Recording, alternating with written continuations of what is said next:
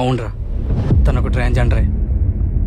వాళ్ళ అన్నయ్యకి 13 సంవత్సరాలు ఉన్నప్పుడు తన అబ్బాయి కాదని తనకు అర్థమైంది.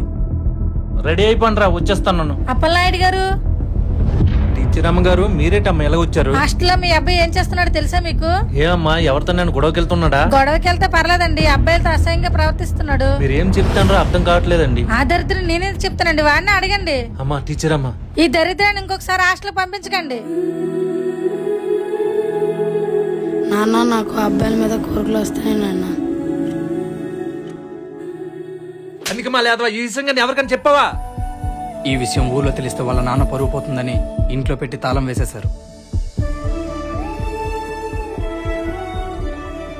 కానీ ఏదో ఒక విధంగా తను తప్పించుకొని ఒక ట్రాన్స్ కమిటీలో కలిసిపోయాడు. కొడుకు అలా చేయడం వల్ల ఊళ్ళో సగం పరువు పోయింది. ఇప్పుడు కూతురు కూడా ప్రేమించి పెళ్లి చేసుకుంటే ఉన్న పరువు కూడా పోతుందని చచ్చిపోతానని బెదిరిస్తున్నాడు రా. వాళ్ళ ఊరు పేరేంట్రా? పురుషోత్తపురం. పురుషోత్తపురమా? ఏమైందిరా?